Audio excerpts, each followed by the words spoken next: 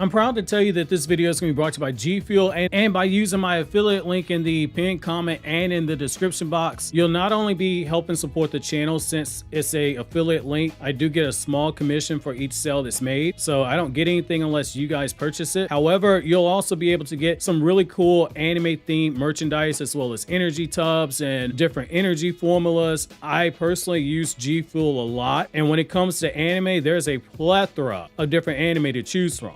Dragon Ball Z, Naruto, My Hero Academia, Mobile Suit Gundam, Attack on Titan, and so many other series are available on the website in the form of energy formulas packed with all the vitamins that you need and just enough caffeine to get you going for your day, which most importantly, this cannot be understated. Unlike a lot of energy products that are out there, there is no crash and there is zero sugar. Two really huge selling points of why I personally support G Fuel. And they've even got energy themed hydration formulas filled with electrolytes. In typical anime fashion, I am going to need you guys to send me your energy by clicking the affiliate link in the description and in the pinned comment, so you can buy whatever anime themed product you want. It doesn't have to be Naruto, it can be whatever anime strikes your fancy, and when you do so, make sure to use my promo code KAGE to get yourself a discount. Yo, what's going on everybody? It's your boy Naruto explaining here, bringing you guys another Boruto 2 Blue Vortex discussion. Today I want to pull up a chair and I want to talk about something regarding the ending of the last manga chapter that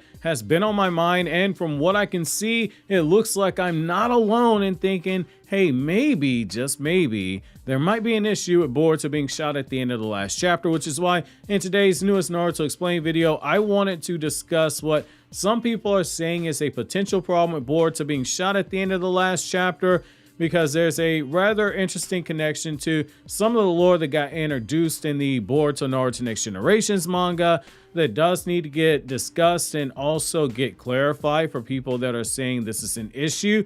Because given what we have, we might have to have a serious conversation on, is Jura even more overpowered than we all might have initially thought, in the sense that he might actually be a tier above Ishiki in power, which we will address that hot button topic towards the end of the video itself. However, before I go further into this, I do want to acknowledge something that I've noticed, which is given the timing of Boruto getting shot and how in real life there was a major political figure, a former US president that got shot or shot at, there are people who got upset that I decided to recreate the scene by having Boruto in the Trump pose and Sarada and Konohamaru on the thumbnail, which I probably should have seen coming, given that even The Boys TV show, something that does not give two Fs, even they put up a disclaimer before the season finale. So for those of you guys who are offended, I have noted your concern. No, this was not me making a political statement here on the channel. I meme politics. I've worked in politics, so I meme it. I thought, hey, this would be a funny meme. Most people laughed at it. And if this upsets you, this is me giving you a virtual hug and saying sorry, while also saying, hey, I've got an unhinged sense of humor and I don't have a filter. I thought it was funny. Some of you guys didn't, so I am apologizing.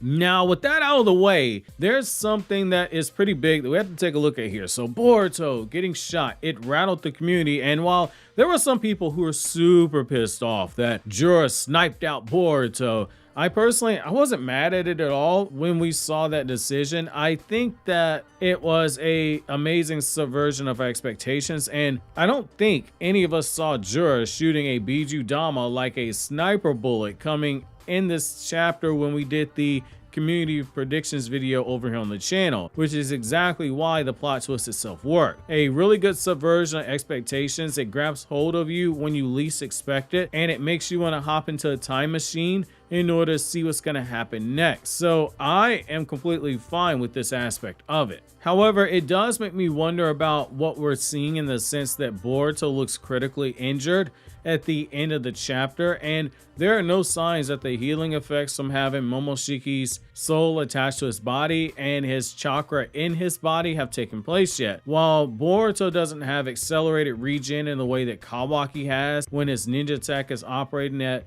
peak efficiency, or especially like we saw with Boro and Delta and Victor, all cyborgs have ninja tech that augments their ninjutsu in the form of Victor and Boro, but we still seen that Boruto does possess a form of regen ability to a certain degree due to having Momoshiki inside of his body. While it isn't something that heals wounds automatically, like say a Byakugo seal that just reverses the damage as it accumulates as long as the person has chakra and they still got cells in the body left to divide. We've seen Boruto heal, but here he got sniped out and he hit the ground. He's coughing up blood, and it's led to concerns of, quote, Boruto's been nerfed, end quote, which I'll probably meme it on the thumbnail for shits and giggles, which I don't fully agree with that. Did the thought cross my mind at first, hey, why didn't Boruto heal himself right here in this moment? Yes, it did briefly.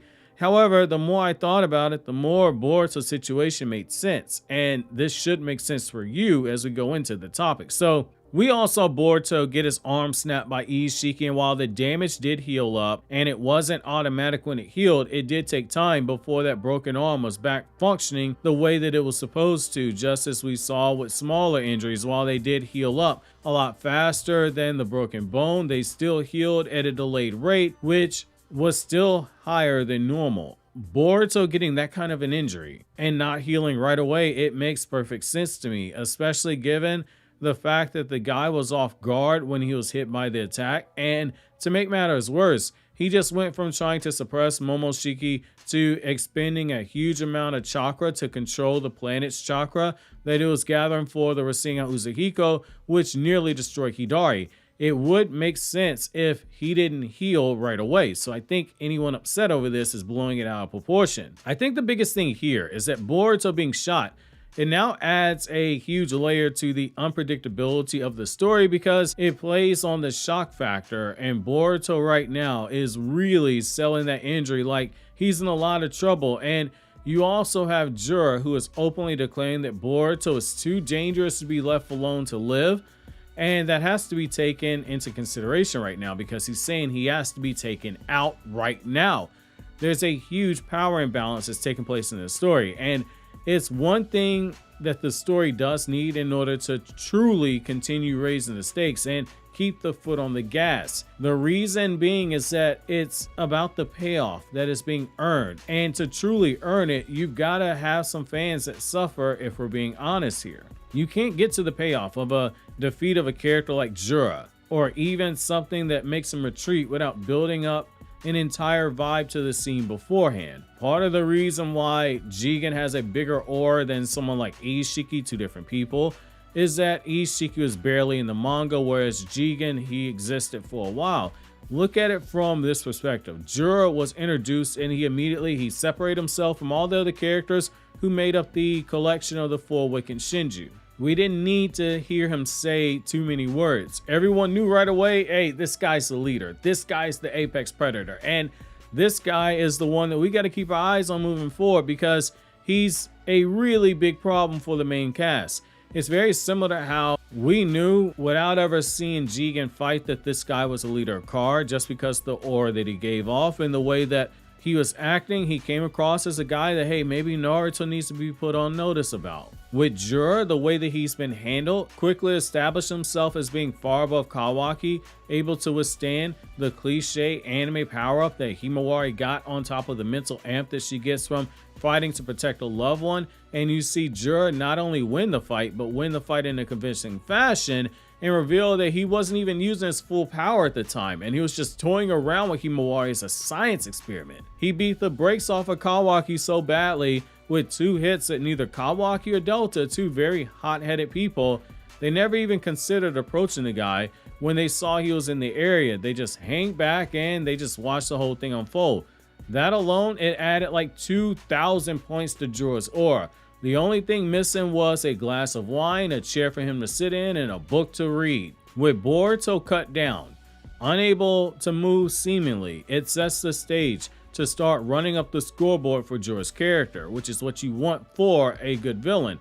Because none of the characters left right now, they stand a chance against them. They're completely out their weight class. You have a chance to start getting some real heat for Jura as an antagonist, the way that other pair of contemporaries for Boruto have done with 2 of its iconic villains, like say Moro from Dragon Ball Super and Sukuna from Jujutsu Kaisen, which, given Dragon Ball Super's manga is way ahead of where the anime concluded, and given that Jujutsu Kaisen is an ongoing series and a lot of you guys are anime only, I'm not going to go into massive spoilers to make my point so as to not ruin the experience for any of you guys who are fans of those franchises, but I will talk loosely in order to establish the point that's being made here. That way we can draw the comparison so you can get what I mean. So with Moro from Dragon Ball Super, part of what made the guy as big of a menace as he is that he has shown just a lot like Jura. He's someone who's calculating, he is patient.